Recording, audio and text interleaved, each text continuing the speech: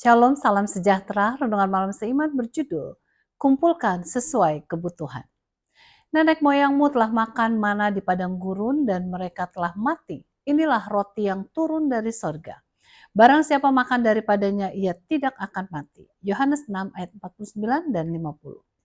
Yesus membandingkan dirinya sebagai roti hidup dan mana yang diberikan kepada umat Israel merupakan roti dari surga. Mari kita akan lihat bersama kisah dari mana dalam Keluaran 16 dalam hubungannya dengan memakan roti hidup. Mana telah turun pada malam sebelumnya dan orang Israel merasa heran apakah itu. Bahkan faktanya itulah arti dari mana tersebut. Apakah itu?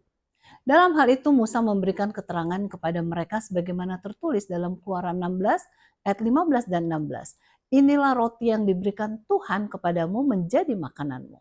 Beginilah perintah Tuhan, pungutlah itu tiap-tiap orang menurut keperluannya masing-masing, kamu boleh mengambil untuk seisi kemahnya. Segomer seorang menurut jumlah jiwa. Apakah artinya menurut keperluannya? Yang dimaksudkan di sini adalah mana yang dipungut haruslah cukup untuk anggota keluarga mereka masing-masing. Namun ada prinsip yang kita akan dapat aplikasikan dalam kehidupan kerohanian kita, di mana kita perlu untuk memakan makanan rohani setiap hari. Nah, berapa banyak makanan rohani yang harus kita kecap setiap hari?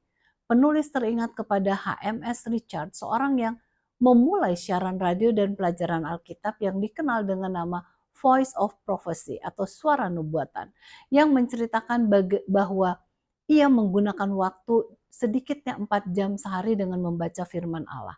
Hasilnya ia hampir dapat menghafalkan seluruh Alkitab. Pertanyaan yang perlu kita tanyakan kepada diri kita masing-masing adalah berapa banyak waktu yang kita gunakan untuk Tuhan, pencipta, penebus, dan pemelihara kita sekalian? Sama seperti orang Israel memerlukan mana setiap hari. Demikianlah juga kita memerlukan makanan rohani setiap hari. Saat Alkitab menyebutkan menurut keperluannya, ternyata Alkitab menyebutkan juga dalam Keluaran 16 ayat 17. Demikianlah diperbuat orang Israel, mereka mengumpulkan ada yang banyak, ada yang sedikit. Sementara sebagian orang mengambil banyak mana, sebagian juga hanya mengumpulkan sedikit mana. Nah, apakah mungkin dalam soal kerohanian kita, sebagian kita mengambil hanya sedikit saja makanan rohani dan sebagian mengambil banyak?